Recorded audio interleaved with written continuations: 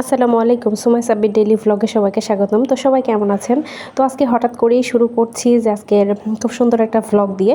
তো আজকে হঠাৎ করে প্ল্যান হলো যে বোনের বাসায় যাবো আর কি, কাজিনের বাসায়। তো কাজিনের বাসায় জন্য দুজনে আর কি খাড়া দুপুরবেলা বের হয়ে গেলাম। যদিও বা প্রচণ্ড গরম ছিল, গরমের কারণে কোনো কাজ করে বা কোনো কিছু মজা পাওয়া যাচ্ছিল না, কিন্তু তারপরেও কী করার, যেতেই হবে।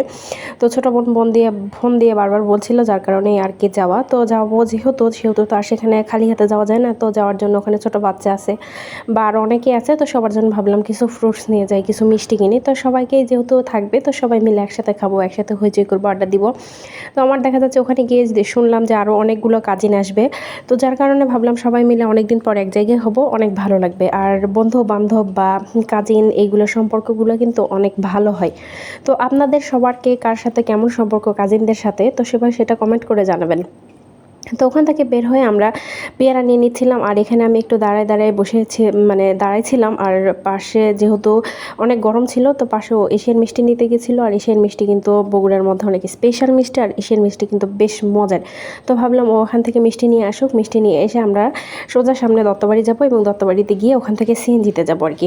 তো আমরা এই জন্য দত্তবাড়িতে চলে আসলাম। এবার আমরা সিএনজিতে করে টুকটুক করে বের হয়ে চলে যাব। তো আশা করছি আজকের ব্লগটা আপনাদের খুব ভালো লাগবে, এবং ব্লগটা ভালো লাগলে সবাই লাইক কমেন্ট শেয়ার দিয়ে পাশে থাকবেন। এবং আমাদের চ্যানেলে যারা নতুন, যেহেতু আমরা নতুন কাজ করছি, আপনারা আমাদের সবার পাশে থাকবেন এবং সাবস্ক্রাইব করবেন এবং পাশে থেকে উৎসাহিত করবেন। কারণ আপনারা যদি উৎসাহিত না করেন, তাহলে দেখা যাচ্ছে আমরা কিন্তু কাজ করে অনেকটা মজা পাবো না। আর এখানে যাচ্ছিলাম, আর বাইরে বেশ রোদ ছিল, তো ভাবলাম একটু সিএনজিতে একটু ফুটেজ নেই। আর যেহেতু পাশে সিএনজি দিয়ে যাচ্ছিলাম এবং মহস্তানগড়ের পাশ দিয়ে যাচ্ছিলাম, এই জন্য ভাবলাম মহস্তানগড়ের কিছু ফুটেজ আপনাদের নেই। এইভাবে আমরা বলতে বলতে এখানে পৌঁছে গেলাম, চলে আসলাম।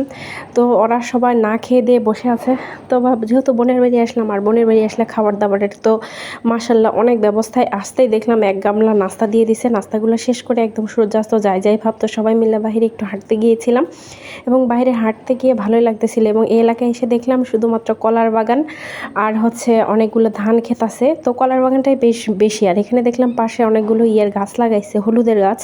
তো গ্রামীণ পরিবেশে সবাই মিলে একসাথে আড্ডা দিতে বেশ ভালো লাগছিল। এবং রাত্রিবেলার আয়োজনে ছিল বেশ অনেকগুলো খাবার দাবার।